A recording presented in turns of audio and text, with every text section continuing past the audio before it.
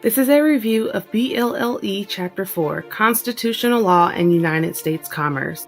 After having read the chapter, we should be able to accomplish these objectives. We should be able to explain the historical importance and structure of the United States Constitution, know what judicial review is and what it means, and locate the source of congressional power to regulate the economy under the Constitution.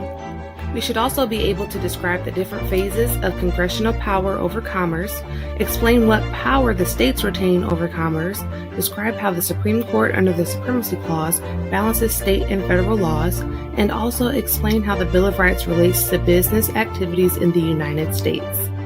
The Constitution illustrates many American values. The Bill of Rights makes individual rights clear and preserves them against the federal government. Article 1 describes the legislative branch, Article 2, the executive branch, and Article 3, the judicial branch. The 10th Amendment sets up our federalism structure, stating that our government is a partnership between the state and federal governments. Certain powers are delegated to the national government and others are reserved to the states. The powers of respective branches serve as checks and balances, keeping any particular branch from having too much power. For example, the president nominates Supreme Court justices, but they are not confirmed until the Senate says so. Also, the judiciary has the judicial review power, which is the power to interpret what the Constitution means. They are able to strike down federal or state statutes that it believes that violate the United States Constitution. As it relates to the regulation of commerce, Congress has the power to legislate pursuant to its Commerce Clause power. If Congress does not legislate, states may make their own rules pursuant to their state police power.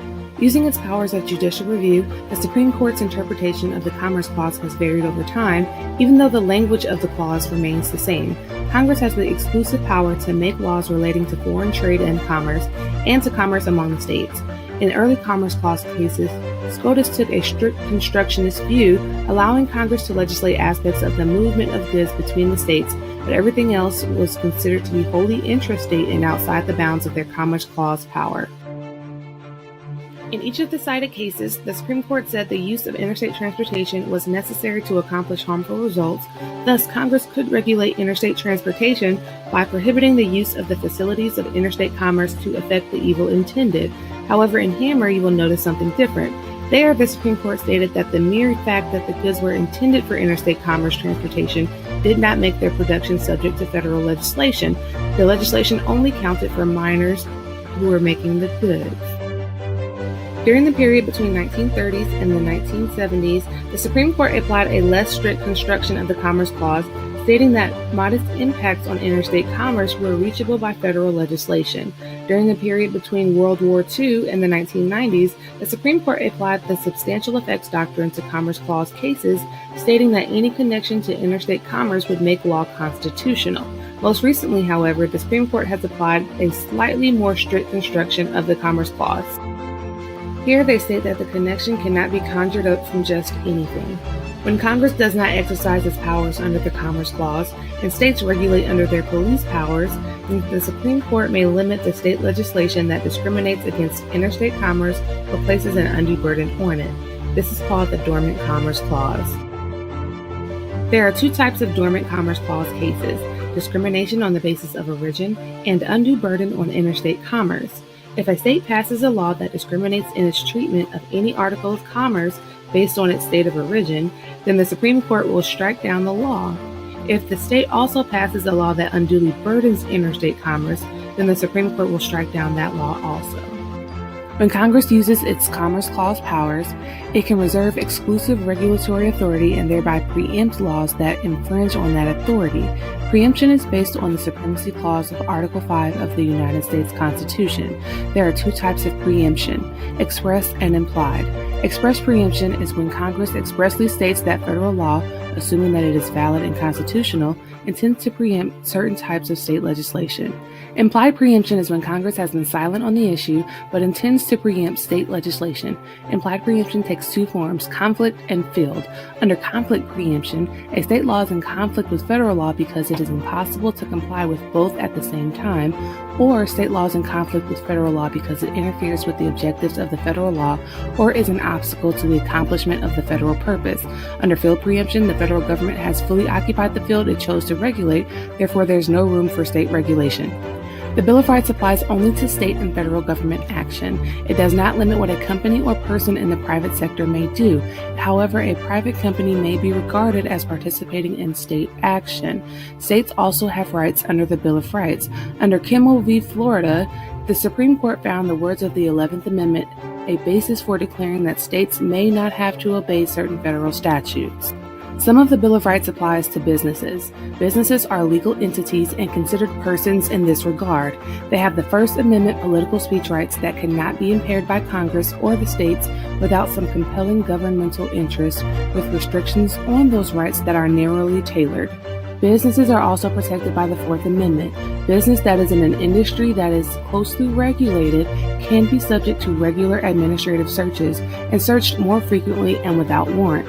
Usually, this is for the purpose of determining compliance with health, safety, or security regulations. However, there is no right to privacy in open fields or if something is in plain view. In that instance, a search would be reasonable and not in conflict with the Fourth Amendment. For example, in Marshall v. Barlow's Incorporated, the Supreme Court held that the Occupational Safety and Health Administration's provision, which authorizes federal inspectors to search the work area of any employment facility covered by the Act for safety hazards and violations of regulations without a warrant or legal process, did violate the Fourth Amendment's prohibition of unreasonable government searches and seizures. The Fifth Amendment provides businesses with due process rights. Procedural due process relates to the constitutionality of civil and criminal procedures, requiring that they are fair and not arbitrary. Substantive due process relates to the constitutionality of legislation. If there is legislation on economic matters, employment relations, or other business affairs, then the legislation must pass the minimum judicial scrutiny test for constitutionality. There, the legislation must serve a rational government purpose. However, if the legislation regards fundamental liberties, which are those set forth in the Constitution, then the legislation must pass a heightened judicial scrutiny for constitutionality. Under this scrutiny, the legislation must be narrowly tailored to serve a significant government purpose. The 14th Amendment also protects businesses. It has a due process guarantee and also an equal protection guarantee. The point of the Equal Protection Clause is to force states to govern impartially and not draw distinctions between individuals solely on the differences that are irrelevant to a legitimate governmental objective. Thus, the Equal Protection Clause is crucial to the protection of civil rights and also for businesses. Let's take a look at equal protection. Here, the government must treat individuals and businesses equally, but what happens if they don't? For example, let's say the city of New Orleans limits the number of street vendors to some rational number. That number is greater than 1, but fewer than the total number they could possibly fit on the sidewalks. Here, the ordinance relates to economic and social relations, so it must meet the minimum scrutiny test for constitutionality. This ordinance would be upheld if there is some rational basis that is rationally related to a legitimate government goal.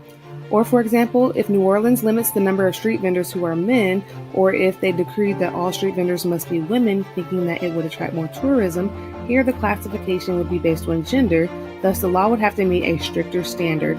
It would have to substantially relate to important government objectives. Courts will generally nullify government gender classifications because societal concerns with gender equality has grown substantially. Or let's say, for example, the city of New Orleans decided that no one of Middle Eastern heritage could drive a taxi cab or be a street vendor. In that instance, the classification is based on national origin. That means we would apply the strict scrutiny test and see if there was any compelling justification for the law. The law would be upheld if and only if the law was necessary to promote some compelling state interest. Here, it would more than likely be struck down. If you have any questions about Congress's ability to regulate commerce or the constitutional law aspects of this chapter, please feel free to send me a message in Canvas or just ask me after class.